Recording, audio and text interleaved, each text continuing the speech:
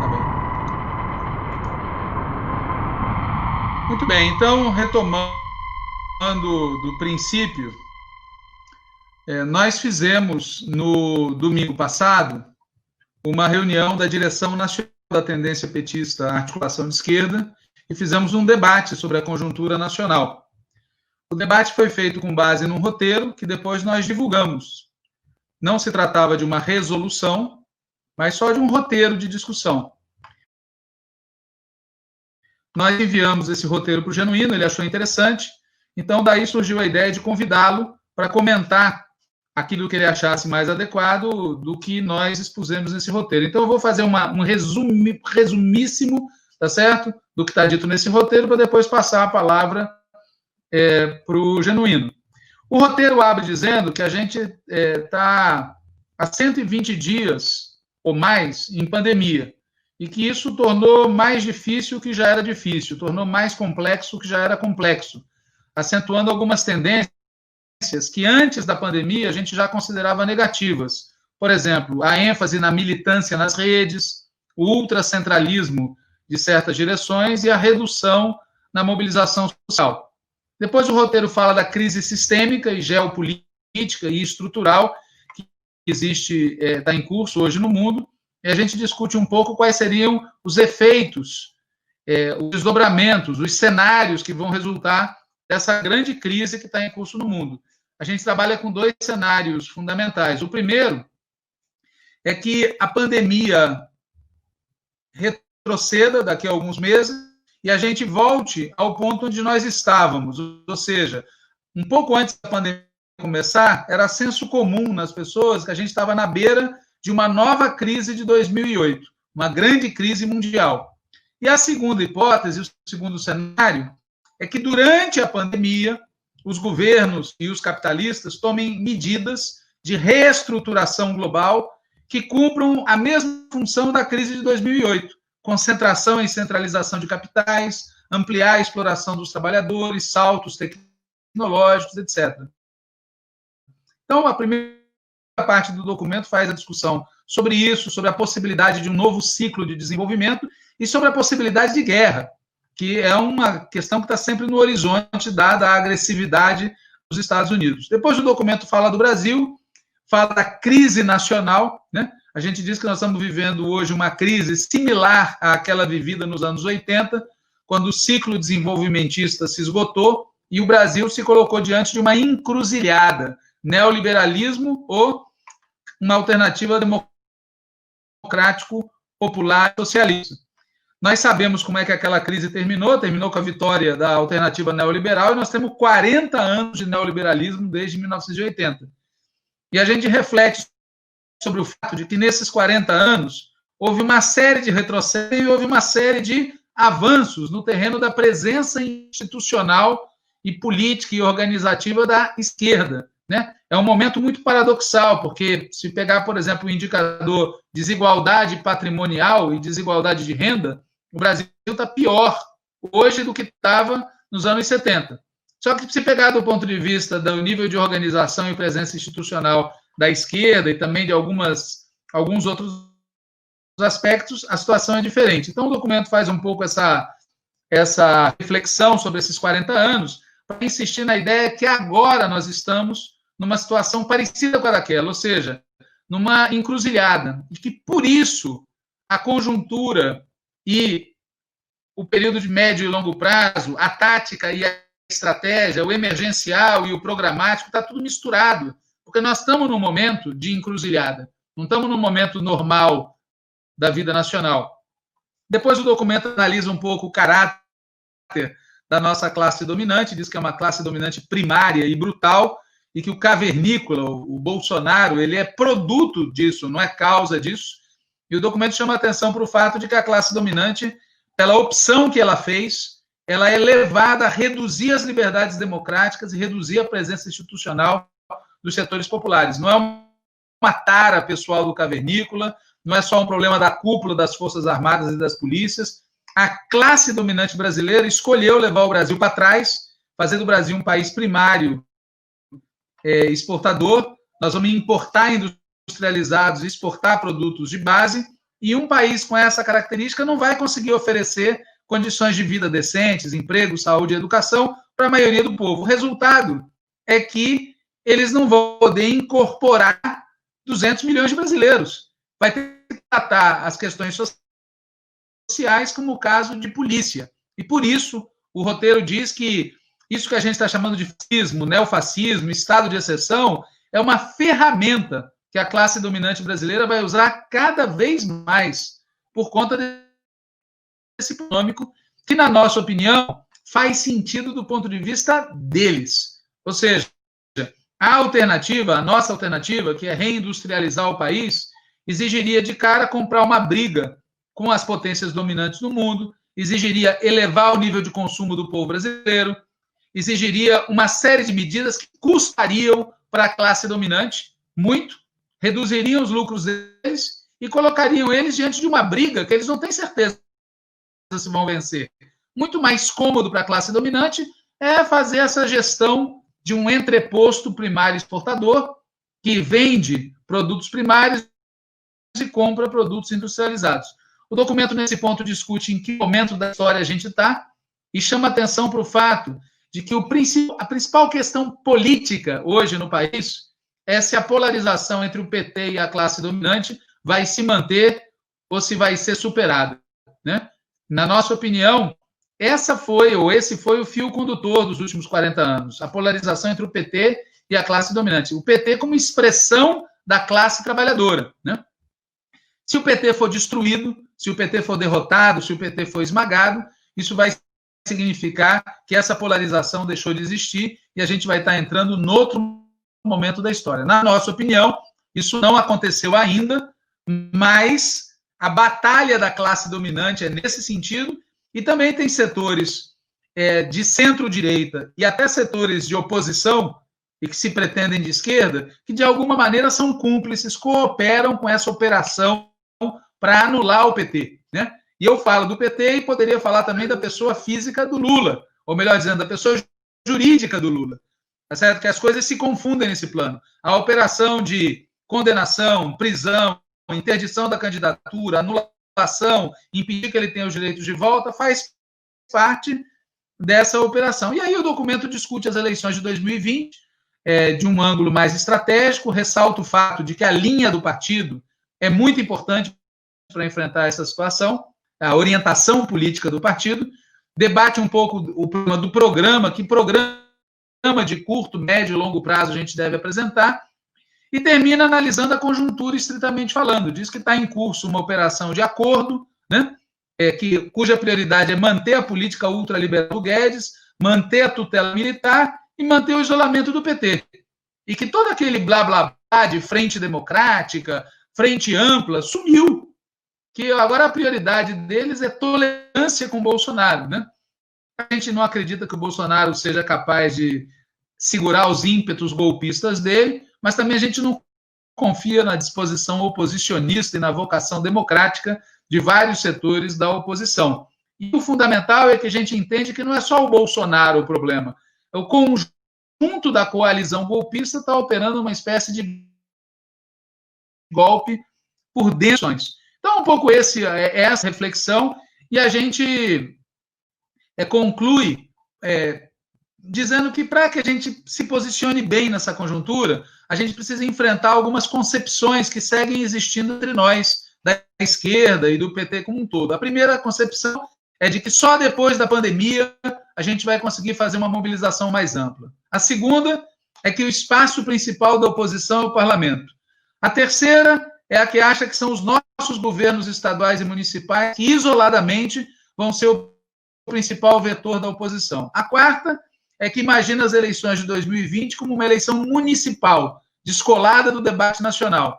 A quinta é a que terceiriza para as frentes a campanha fora Bolsonaro, em vez de colocar isso no centro da ação do partido, né?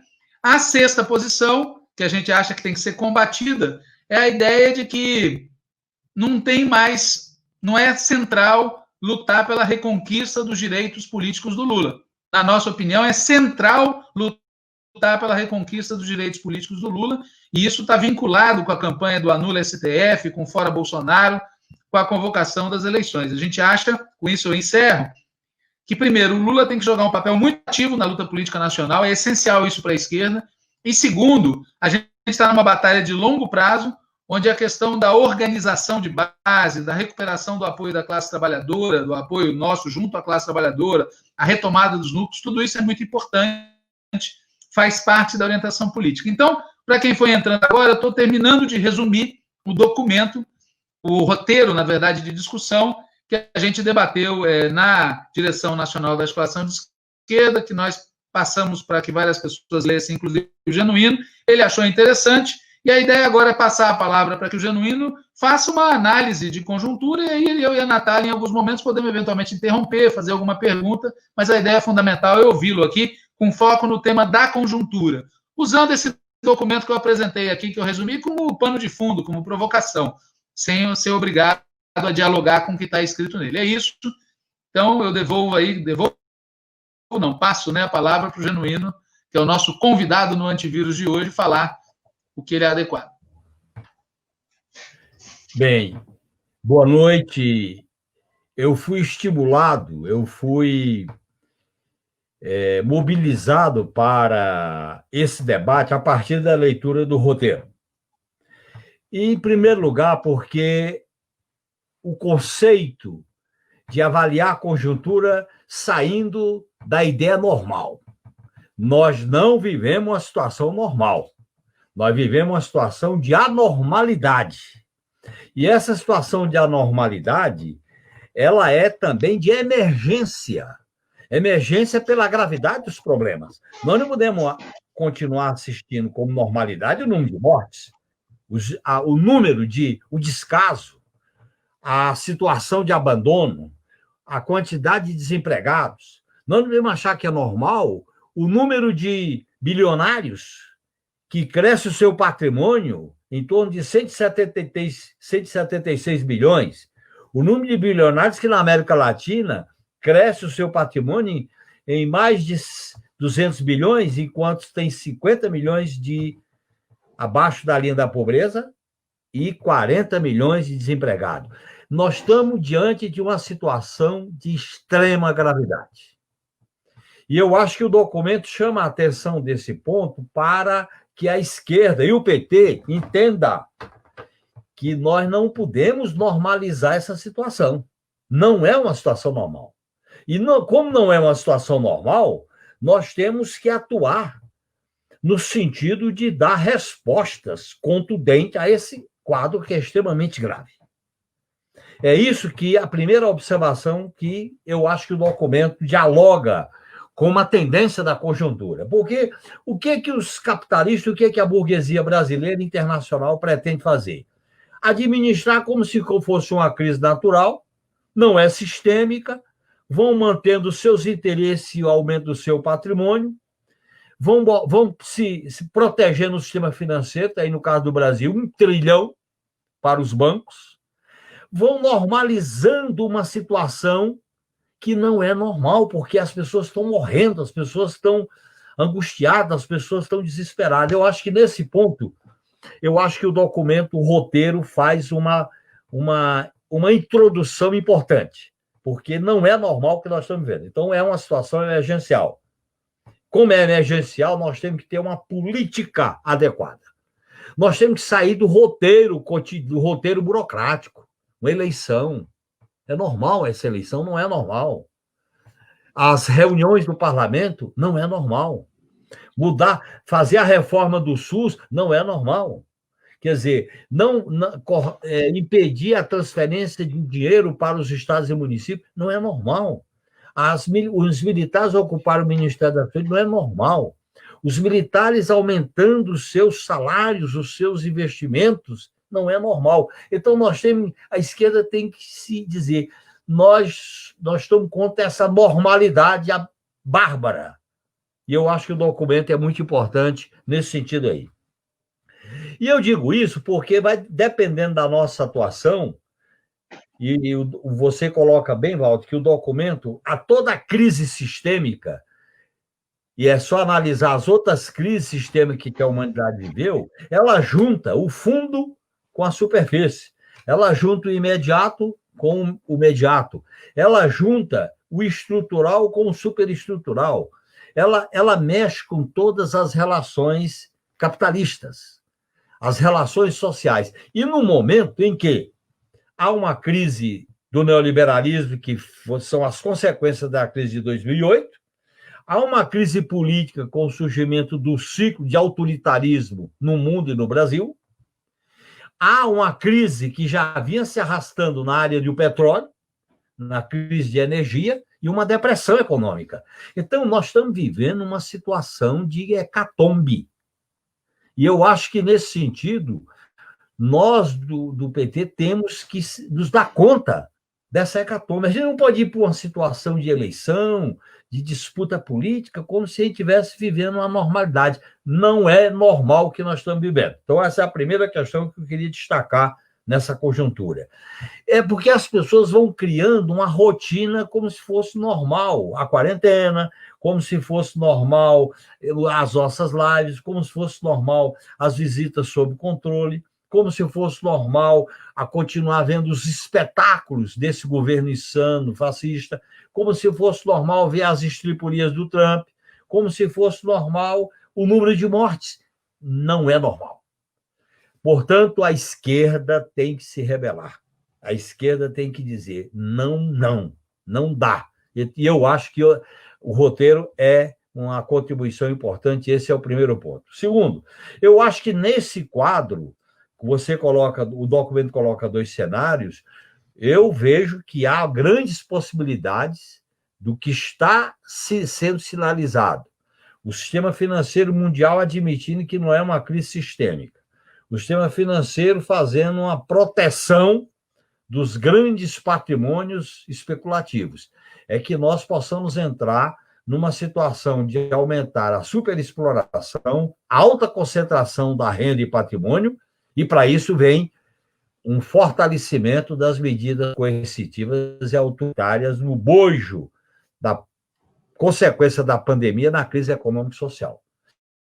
Neste sentido, o que está acontecendo no Brasil há dessa lógica, porque nós temos um autoritarismo que vem desde 2016, esse autoritarismo está se compondo por dentro das instituições com a tutela militar, com um acordo com a grande burguesia monopolista e financeira, e o pior cenário para o país e para o aprofundamento da crise é a manutenção desse governo até 2022.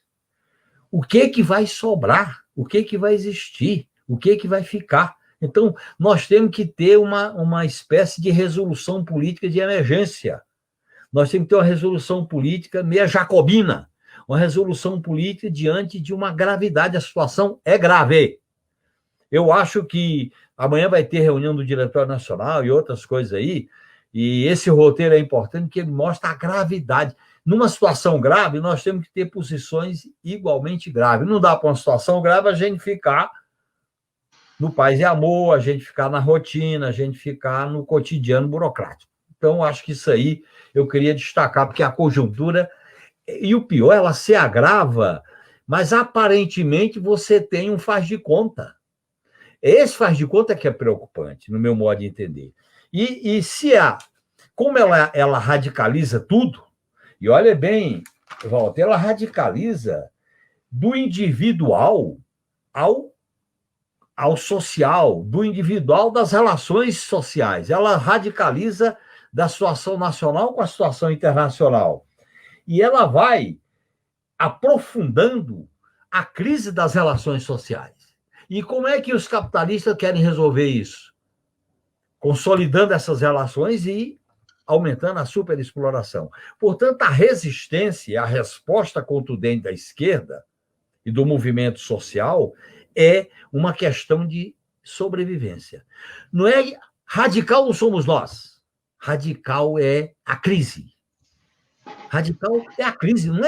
Não sou eu que sou radical, nem você, nem um documento. É a crise que é radical. E numa crise com essa radicalidade, ou a gente age numa conjuntura com a radicalidade que a situação exige, que é ir na raiz dos problemas, que é chamar a atenção, que é mobilizar e buscar formas de responder a essa situação, ou então eu acho que nós vamos ficar numa passividade.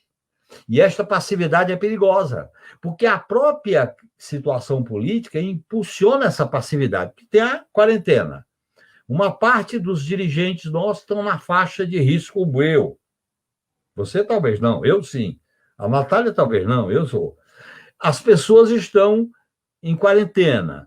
Há isolamento social. Nós não temos grandes mobilizações. Então, há uma espécie de, intuitivamente, se cai numa passividade. Então, vamos romper com essa passividade. Nesse sentido, quando o documento situa os cenários, eu acho que se deixa claro que a passividade da esquerda, dos movimentos sociais, da oposição, é extremamente perigosa.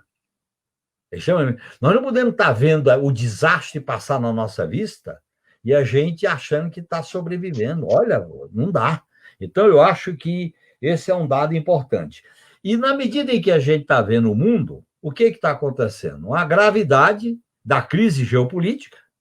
Essa gravidade da crise geopolítica tem incidência, no meu modo de entender, no pós-crise sanitária, porque você tem a depressão, a crise do petróleo, porque o capitalismo não produziu ainda uma alternativa de energia que não depende do petróleo, e você vai ter uma crise da dívida. Então, numa situação dessa, nós temos que começar a discutir um programa, e eu acho que nesse sentido o documento indica um caminho interessante, um programa radical, não é porque a gente queira ser radical, um programa que atenda à radicalidade da situação, porque a situação é radical. Não é a visão nossa que é radical, é a situação. Nós temos que refletir num programa. Por exemplo, como é que nós vamos financiar e viabilizar o auxílio emergencial? Como é que vamos recuperar o SUS? Como é que vamos recuperar os leitos únicos? Como é que vamos recuperar os investimentos para a pequena e média empresa? Como é que vamos recuperar o atendimento da população que está, a pandemia se estendendo agora, ela se instalou, ela entrou pela classe alta e agora chegou nos pobres e na população vulnerável e está causando um desastre. Então, veja bem, numa coisa como essa, nós temos que ter medidas concretas. Então, por exemplo, nós temos que discutir um controle desse sistema financeiro. Nós temos que discutir medidas efetivas de alargar a base monetária com emissão de dinheiro para garantir a viabilização disso. Em vez de discutir, veja bem, essa reforma tributária do Guedes, isso é um escândalo. Nós aceitarmos no parlamento discutir reforma tributária com essa crise, nós temos que discutir um imposto dos mais ricos para viabilizar a gravidade, a penúria das pessoas que estão morrendo, ou de fome, ou desempregada, ou em casa, ou nos hospitais. Então, a situação nós temos que tratar como bandeiras emergenciais. Nós vamos discutir, por exemplo, a questão do financiamento para a geração de emprego. Temos que discutir que os ricos têm que pagar. Esse dado dos bilionários aumentar o seu patrimônio, isso é um assinte que a população está na fila da morte, está na fila, no corredor da morte. Então, eu acho que o documento é interessante, o roteiro, porque ele incita, ele impulsiona um sentimento de radicalidade para que a esquerda não se conforme com o que está havendo. Nós não podemos nos conformar. Isso seria... Esse conformismo é exatamente uma atitude que vai facilitar a posição da classe dominante de extrema direita ou de direita a isolar o PT através de uma deslegitimação do seu papel. Está na hora da gente se lembrar dos primeiros anos do PT, da origem do PT, de sair para uma postura mais organizada, mais forte, e aí nós temos que criar meios de fazer manifestações. seja botando faixa, botando cartaz, fazendo manifestações respeitando o isolamento, o distanciamento, evitar que as pessoas que estão na vulnerabilidade sanitária não participem, mas nós temos que eu me preocupo, por isso que eu me mobilizei para discutir o documento, é que o documento chama a atenção que essa normalidade não é um desastre para nós. É um desastre. E por isso que eu acho que, tanto no Brasil como o que está se verificando em outros lugares do mundo, porque a crise está aumentando, e olhem bem, meus Deus, companheiros e companheiras, esse sistema monstruoso, com tanto capital, com tanta tecnologia, com tanta arma, com tanta força, o vírus derrubou, botou no chão. O sistema capitalista, neoliberal, financeiro, monopolista está de joelho. Mas ele não vai ficar de joelho por muito tempo. Eles vão se levantar. E, ao se levantar, a gente sabe quem são seus alvos. Por isso que nós temos que fazer uma disputa que, queiramos ou não, ela não é só para diminuir os danos, os prejuízos. Não é só para isso. Essas plataformas, tipo o Fundeb, foi correto, a questão de devolver a medida das universidades é correto, a questão da ajuda do auxílio emergencial, mas nós temos que nos revoltar diante do despudor do presidente que veta o papel da mulher para receber auxílio emergencial, que veta água mineral na cesta básica dos índios. Então, eu acho que a gente tem que produzir uma inquietação legítima, justa, diante de uma situação de calamidade, de emergência que o Brasil e o mundo estão vivendo.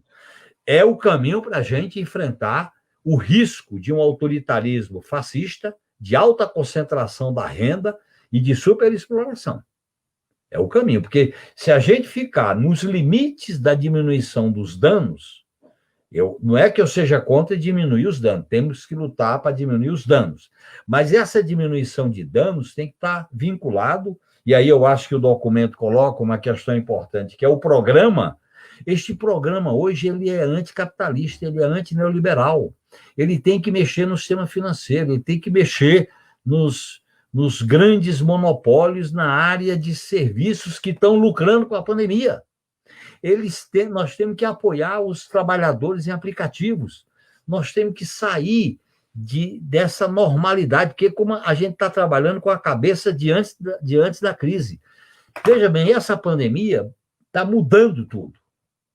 Agora, nós estamos diante de uma espécie a conjuntura está diante de uma espécie de parto. Ou o novo bota a cabeça para fora e acumula força e vai existir, ou então o velho aborta esse potencial de crise e vai perdurar uma situação pior do que antes.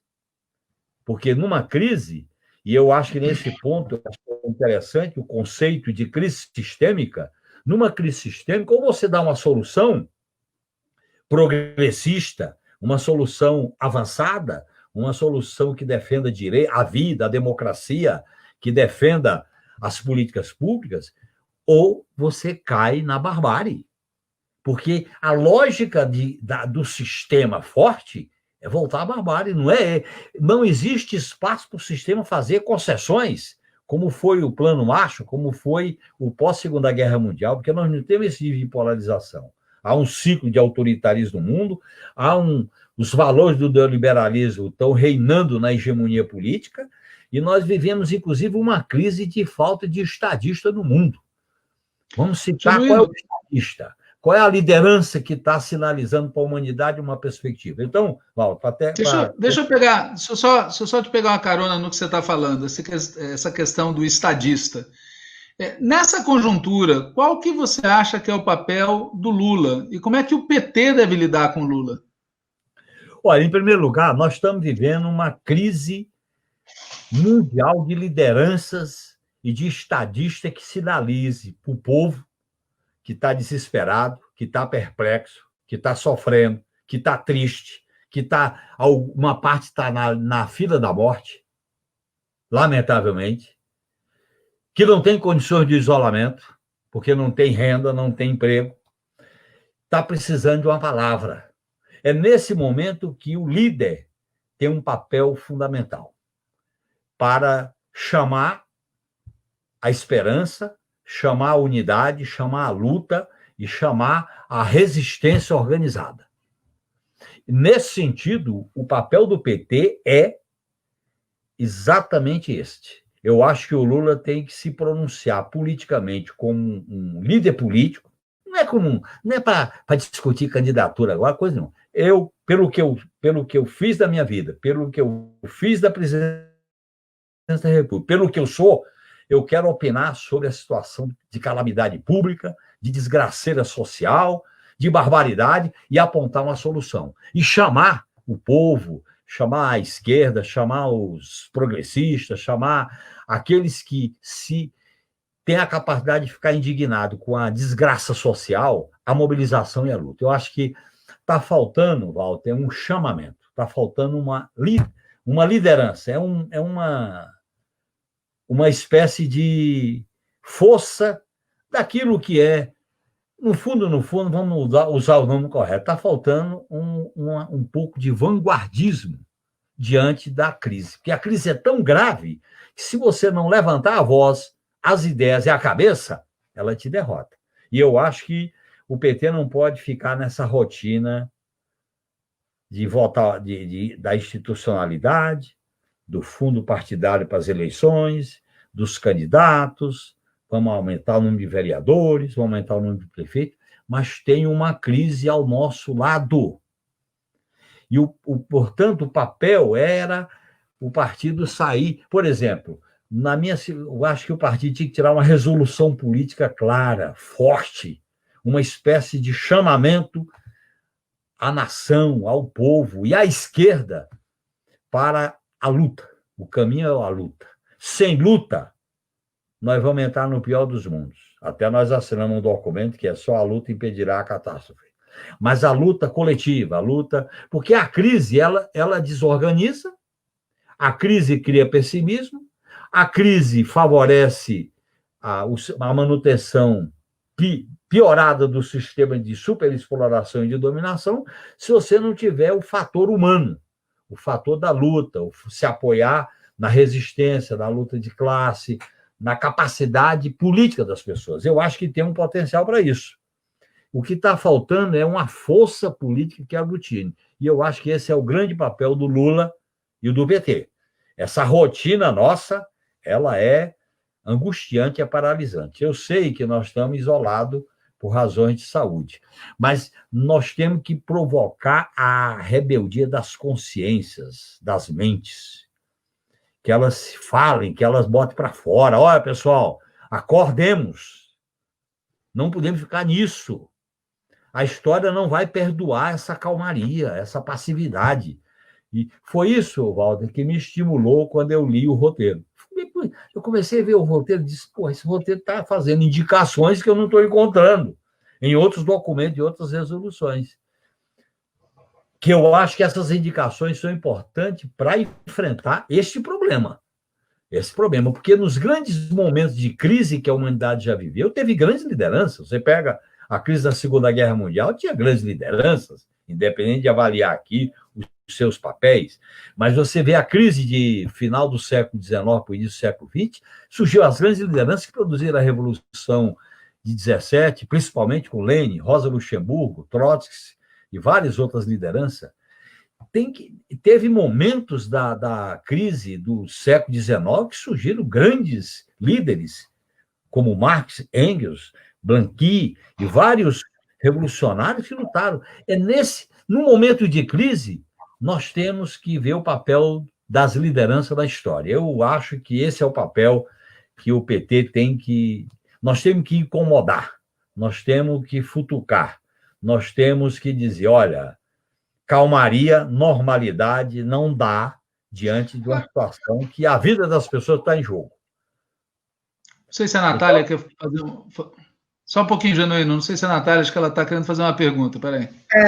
Estou querendo falar uma coisa que você está me provocou aqui, Genuíno. Já é uma provocação que eu estou pensando desde o debate de ontem, na verdade, mas eu vou aproveitar que o nosso tema aqui é a conjuntura para fazer essa questão de novo, né? Você falou que uma das coisas fundamentais que a gente tem que lidar na conjuntura é com dar respostas para esse atual quadro, né?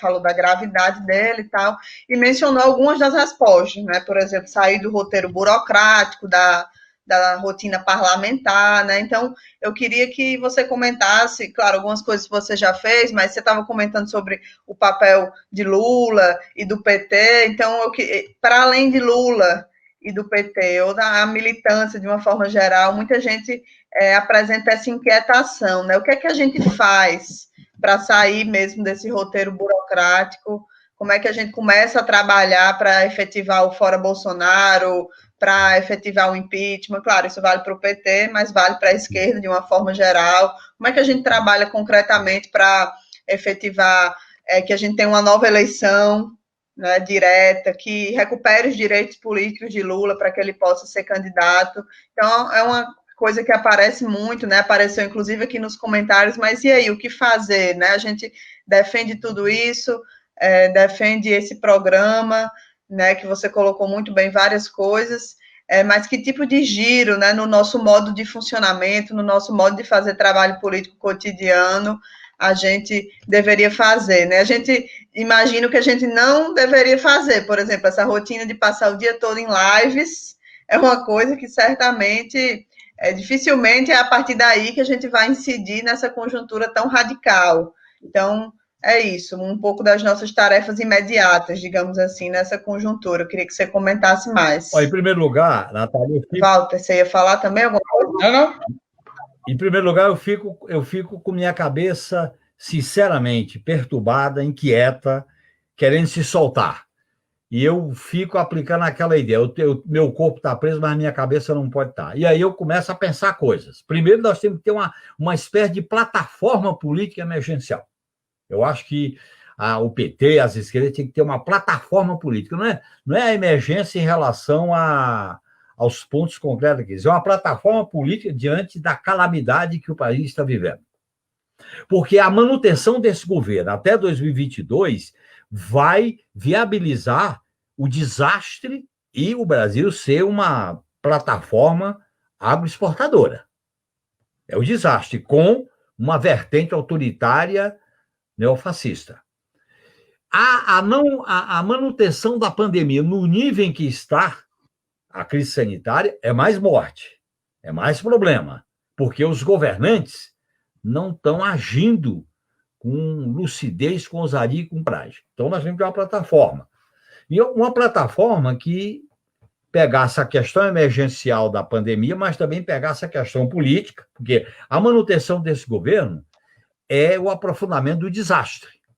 E a questão de um programa em relação ao financiamento para enfrentar a crise, em relação à emissão de dinheiro, em relação ao sistema financeiro, em relação à ordem internacional. Para isso, Natália, eu acho que nós temos que fazer formas criativas de luta. Primeiro, eu acho que a gente tem que começar a exercitar, colocar faixas, cartazes, palavras de ordem nas ruas.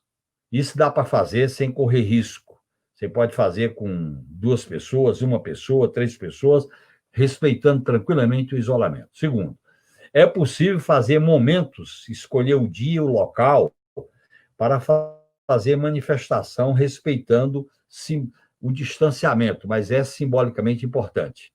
Eu acho que dá para fazer esse tipo de coisa. Terceiro, eu acho que a questão da restituição dos direitos políticos do Lula tem que se incorporar no que eu chamo de plataforma política do PT. Plataforma.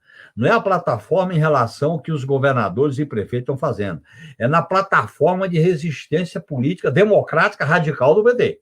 E aí nós temos que ver, cobrar, fazer pressão para colocar na pauta do Supremo, fazer manifestação política. Por exemplo, eu acho que está na hora, como fez o Fidel, a famosa carta A História Me Absolverá. Nós não podemos, não é normal esse jogo para lá, para cá, e as coisas vão se normalizando, as injustiças e tal. Então, nós temos que pensar em formas criativas. Eu acho, por exemplo, que a gente deveria sugerir ao movimento sindical, os movimentos populares, às frentes,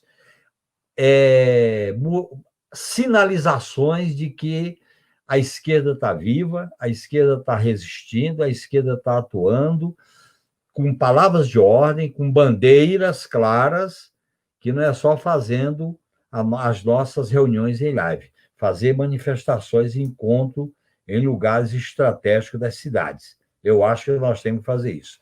E politizar de maneira nacional a eleição de 2020. Se a gente for para uma eleição discutindo o problema municipal, achando que é importante eleger vereador, é importante eleger prefeito, sem fazer a discussão da crise, sem colocar a defesa do Lula nesse debate, sem colocar a saída política da crise institucional, que é o fora Bolsonaro, no debate, nós vamos, por vias indiretas, convalidando e legitimando esta ordem perversa e essa ordem autoritária. Eu acho que a gente devia pensar campanhas, formas, tem surgido algumas coisas interessantes. Eu acho que tem surgido movimentos como o Manifesto dos Bispos, o Manifesto dos Padres, as manifestações que foram feitas por movimentos populares em determinados lugares da cidade, como aconteceu com o movimento de moradia. Eu acho que, por exemplo, o próprio movimento estudantil, a UNE, diante dessa crise das universidades, está na hora de fazer uma coisa mais ativa, mais forte. Eu acho que a gente tem que sair. Nós não podemos ficar só no espaço da live e no espaço do parlamento. Nós temos que continuar fazendo live e atuando no parlamento, mas não é só isso. Eu acho que a gente tem que criar formas criativas, propor formas criativas para fazer esse tipo de manifestação.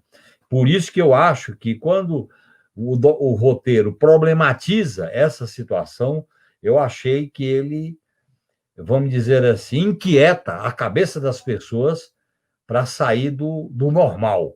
Nós não podemos ficar nesse normal. Esse normal é velho demais. Esse normal acomoda, esse normal aprisiona, esse normal é um desastre para uma esquerda. A esquerda não pode. Aí, eu até estava me lembrando daquela frase famosa do Che, que ele diz: quando a gente vê a injustiça e a barbárie social, a condição de ser de esquerda é se rebelar, a condição de ser de esquerda é se revoltar. Não é normal a gente conviver como está acontecendo. Não é só porque pessoas amigas nossas estão se indo, como o companheiro mentor, como outros que foram. Não é só por isso. É que há um desastre. O sistema capitalista está produzindo um desastre. E esse sistema capitalista que está produzindo o que ele tem, e ele tem isso, né? Com sua força, com sua arrogância, com o seu credo, olha o que está acontecendo. O credo, o que produziu. Então, eu acho que nós temos que fazer um movimento mais criativo com essas formas de luta que dá para a gente fazer. As ações de solidariedade, as pessoas sentirem que estão recebendo apoio. Tem gente que está passando fome, tem gente que está morrendo de fome, tem gente que não tem para quem apelar. Eu acho que os sindicatos, os movimentos populares, nós temos que nos abrir para esse movimento de solidariedade política. Isso é um elemento importante da conjuntura política. E, Paula, programar a ocupação das ruas. Eu acho que a gente devia programar a ocupação das ruas. Programar não é ir para as ruas de qualquer jeito. É programar com critério, com cuidados, com objetivos claros, tá certo? Para fazer a ocupação das ruas, das cidades, nesse processo. Eu até avalio que o que está acontecendo agora é uma espécie de acumulação de força para quando a gente romper, tiver condições de sair da quarentena, nós teremos grandes mobilizações. Agora, Isso é perigoso, se a gente ficar só esperando como se fosse natural. Não é natural, porque isso também vai levando a um comodismo. Nós temos que tensionar, nós temos que nos inquietar, nós temos que nos perturbar com essa situação. A pior coisa é as nossas consciências acharem que não tem jeito. Não tem jeito, a saída é essa, estamos assim, estamos assado. E eu acho que o ideal é que o partido, o PT, fizesse uma espécie de reunião emergencial para discutir essa conjuntura política. Não é para discutir candidatura, nem fundo partidário, nem financiamento de eleição, nem conjuntura de gravidade emergencial. E eu acho que o roteiro que eu li, ele toma essa iniciativa de introduzir na política uma coisa nova. Porque não adianta a gente ficar fazendo resoluções sobre recursos, resolução sobre... Diante de uma situação como essa, ficar fazendo essa rotina com o Lula sem os direitos políticos, fazendo essa rotina com as pessoas morrendo. Deixa eu voltar a esse assunto, Genuíno, insistir no seguinte: a minha impressão, ouvindo e conversando com alguns dirigentes do PT, com parlamentares, etc., é que as pessoas se conformaram com o fato de que não vai haver anulação da condenação do Lula e que, portanto, ele está fora do páreo e que, portanto, o negócio é preparar outros nomes para disputar as próximas eleições. E acho, inclusive, que isso é um dos motivos pelos quais alguns setores que se engajaram na luta pela libertação do Lula agora estão tendo uma postura freio de mão puxado na luta pela anulação da sentença. Então, eu volto a fazer a seguinte questão. Eu tenho a impressão que o Lula quer jogar esse papel. Agora, o que a gente pode fazer para que haja um engajamento efetivo da esquerda? Porque eu tenho a impressão que alguns setores que apoiaram a libertação do Lula não estão engajados nesse momento na luta pela anulação da sentença. Não sei qual é a tua impressão sobre isso. Eu tenho essa mesma impressão e quero fazer o seguinte comentário, Walter. Primeiro, é estratégico para a esquerda não aceitar como legítimo o que a Operação Lava Jato fez com Lula, com o PT. E acaba estendendo para outras figuras. Se a esquerda achar que é legítimo isso, veja bem o que aconteceu hoje, divulgado com o Fernando Pimentel. Fernando Pimentel, grandes escândalos, grandes espetáculos. Governou constrangido por causa das operações. A companheira dele, várias tentativas, com muito problema de saúde por causa disso. Perdeu a eleição. E aí sai o arquivamento no rodapé da imprensa. Se a gente achar que é legítimo isso, que é normal isso aí, é o desastre. Por isso que eu acho que a primeira coisa que está em jogo é não legitimar esse tipo de coisa. Segundo, é o papel político do Lula. O Lula tem, pela sua história, pela sua simbologia, pelo que ele fez como presidente da República, ele tem um papel. E não é só pensando no PT, ele tem um papel pensando no projeto político transformador. E se setores da esquerda quiserem sobreviver em cima da carnice do PT, é suicídio. Isso é araquiri, para quem pensa dessa maneira. Não entender que está em jogo um processo de luta política de classes em relação a valores, a liderança, etc. Terceiro, eu acho que nós temos que conversar, discutir, para que ele cumpra esse papel. Eu acho que ele tem um papel como líder político, um papel como porta-voz do que ele é, do que ele construiu. E essa voz dele não só repercute no PT, como repercute fora do PT. E eu acho que é necessário esse tipo de ação política, porque ele é um ativo político para a esquerda. Não adianta outros partidos de esquerda acharem que não, deixa o Lula de lado, já está solto, vamos ver. O pior cenário, Walter, é virar a página. Não existe virar a página na história política, você não vira a página. Que história é essa de virar a página? Virar a página significa o seguinte: a classe dominante no Brasil está correta em anular as lideranças que vão emergindo. Isso está Essa é a regra ao longo da nossa história. Vai virando página. Não tem nem a memória. Então, eu acho que nós estamos nesse sentido, eu acho que nós estamos numa encruzilhada. PT e o Lula. Em desabrochar, desatar esse nó. E desatar esse nó, nos momentos de crise, é que os líderes se projetam. Eu tenho essa visão. E eu acho que está na hora da gente criar uma situação de emergência para o PT e sair dessa normalidade anormal. É a minha visão, que eu acho que ele tem um papel, independente de concordar 100% desse ou daquele partido, é uma visão pequena, medíocre. Certas lideranças de centro-esquerda, certas disputas mesquinhas, não compreender o papel que esta liderança, que foi produto, Walter, desses 40 anos de resistência ao neoliberalismo, e ele é vítima de uma ofensiva e de uma guerra do neoliberalismo dirigido pelos Estados Unidos para destruir a sua liderança, para destruir a sua reputação, achar que isso é normal. Se a gente achar que isso é normal, nós estamos nos suicidando. E quem tiver ilusão que vai acontecer só conosco, está errado. Amanhã acontece com outros. Porque o que está em jogo é projeto. O capitalismo sabe o que quer. Se a esquerda não souber o que quer, ela vai para a derrota.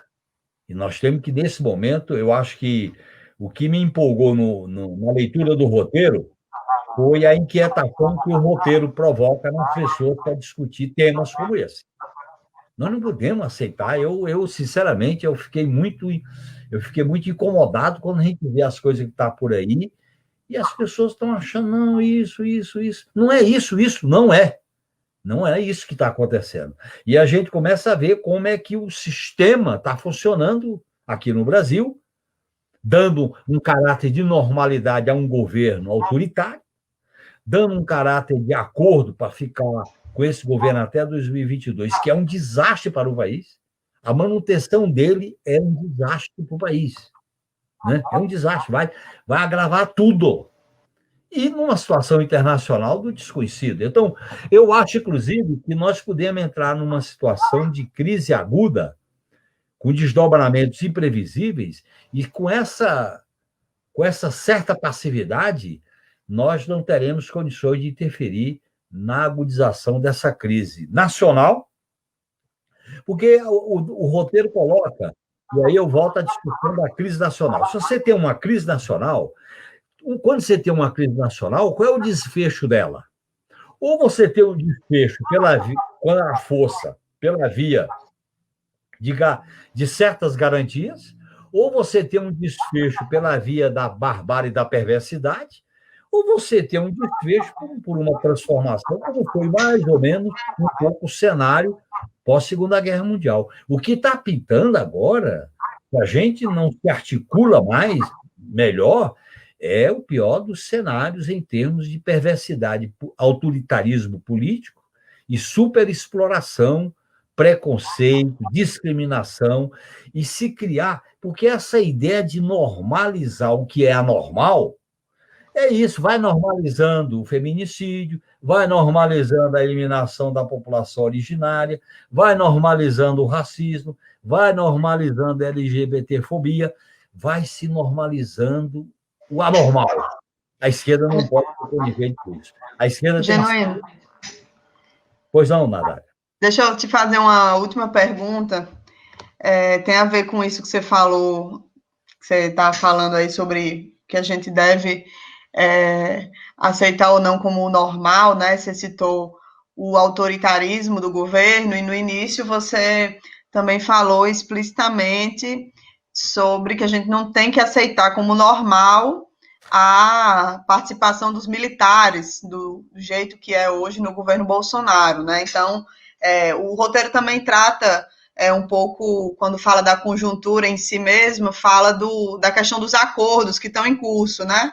Tem os acordos por cima, com o judiciário, o papel dos militares nesses acordos para tutelar Bolsonaro, né, o que a gente chama da tutela militar, e tem diversas posições na esquerda sobre isso, né? Uma parte naturaliza, acha que é isso mesmo, que os militares ganharam a eleição e vamos ter que conviver com isso, né? Outra parte diz que tem um meio termo, que quer reconhecer o papel deles na política, não acha que eles têm que sair da política, mas acha que tem que ser mais controlado, e tem outras posições de que é um pouco do que tu expressou aí, de que eles têm que estar fora, né? A gente não tem que normalizar essa participação dos militares na vida do governo, enfim. Então, eu queria que, para talvez a gente encerrar aqui a nossa conversa, tu comentasse um pouco sobre isso dos militares, né?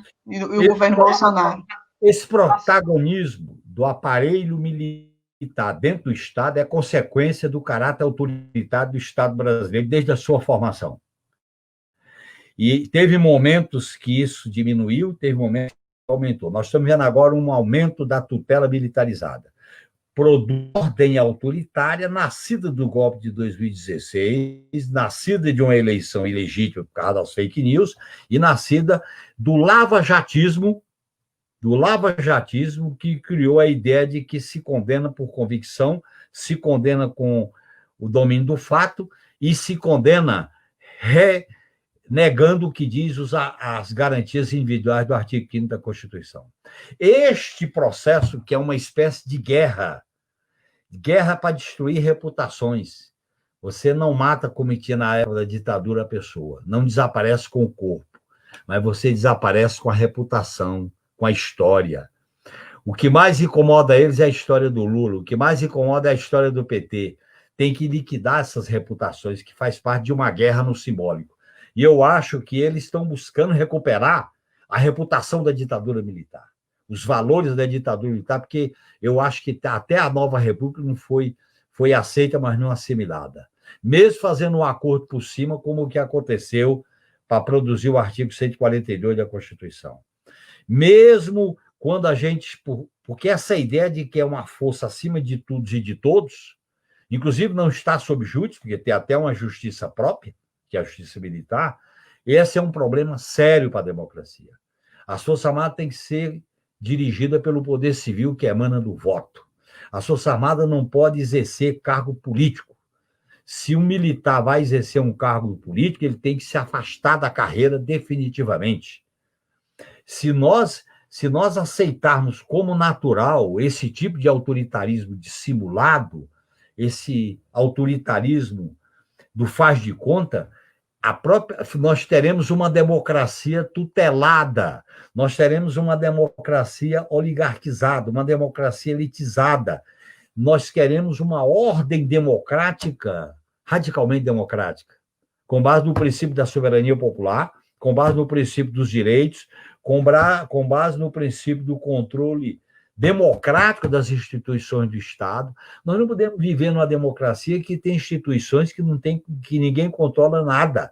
A própria teoria neoliberal dos freios e contrafreios está sendo negada. Não tem freios e contrafreios. Aí as castas formando aquilo que eu chamo de PPP, o Partido dos Privilégios e das Prerrogativas. Cada prerrogativa tem que ter um privilégio. E vocês estão vendo, nós estamos vendo agora como certos privilégios estão sendo concedidos em relação a salário, em relação às vantagens dessa casta civil e militar do Estado, que é uma maneira de viabilizar esse autoritarismo elitista, que quebra com o processo que nós construímos, bem ou mal, que a gente viveu esse processo bem ou mal, durante os 40 anos de construção democrática, que começou em 79 e veio o golpe para interromper esse processo.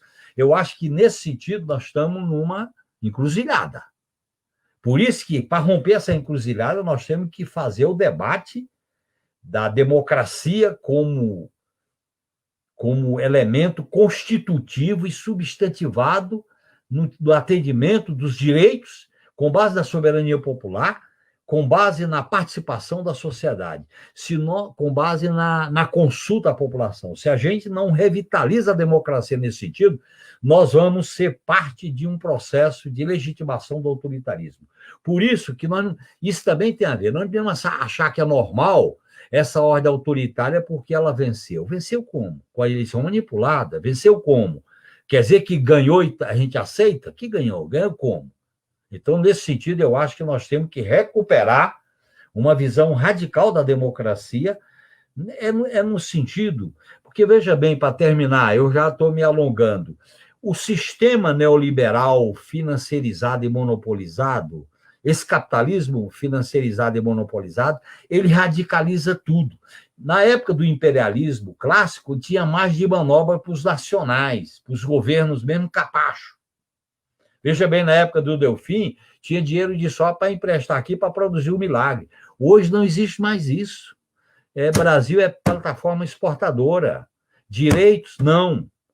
Militar é para cumprir GLO, é para combater crime de fronteira e combater a questão das drogas. E a questão da tecnologia de ponta, a questão da tecnologia nuclear, a questão do ciclo do combustível nuclear, a questão da base de Alcântara, que são questões importantes. Agora, e eu termino mesmo, Natália, o Brasil, como nós estamos sem um projeto nacional radicalmente democrático e justo, nós não temos uma função estratégica nacional para colocar as Forças Armadas no trilho de uma força que tem a função no Estado, mas não pode ser lá no Brasil, e é uma herança autoritária que nós temos que ajustar as contas com ela. Obrigada, Genuíno. Acho que com esse último comentário, né, a gente encerra o programa. Eu queria agradecer, né, sua participação aqui no nosso programa hoje. Foi muito bom o debate. O pessoal gostou muito aqui nos comentários. A gente gostou muito também de fazer essa conversa sobre a conjuntura. Né? A gente passou um pouquinho do tempo, mas acho que é aceitável. Né? A gente tem um convidado aqui hoje e também perdemos um tempinho com os problemas técnicos no início para poder começar. Então, a gente vai encerrar agora. Eu queria só avisar para todo mundo que está ouvindo e que está na expectativa do Contramola. Normalmente, a gente faria o Contramola hoje, né? O Contramola, que é o nosso programa de debates estratégicos, que a gente está fazendo quinzenalmente. No caso, somos eu, Walter e Patrick. Mas hoje a gente não vai fazer o Contramola, porque a gente está participando do seminário da ELAP sobre desenvolvimento e socialismo. E aí esse seminário está sendo todo dia, nesse horário das 21 às 23, e ele coincide com o horário do Contramola. Como é um público que a gente quer que assista o seminário, porque o seminário também está tratando de assuntos estratégicos, né? Então, tem um tema aí que interessa esse público do Contramola, a gente não vai fazer hoje, né? O tema do seminário hoje, que começa daqui a pouco, é planejamento, mercado, propriedade, produção e finanças. Então, o Walter vai estar lá moderando esse debate, a gente vai ter 3 painelistas fazendo falas, e depois o Walter vai estar fazendo provocações lá a eles, para eles comentarem, e é isso. Então, a gente encerra aqui, agradecendo novamente a Genuíno por ter feito essa conversa com a gente, agradecendo a todo mundo que assistiu até agora. Tivemos mais de 100 pessoas aí online aqui no Facebook durante o programa. Boa noite a todos e todas e até a próxima quinta. Boa noite, Natália. Boa noite, Walter. Valeu. Boa noite, Natália. Até daqui a pouco. Até daqui a pouco. Um abraço. Tá bom, tchau.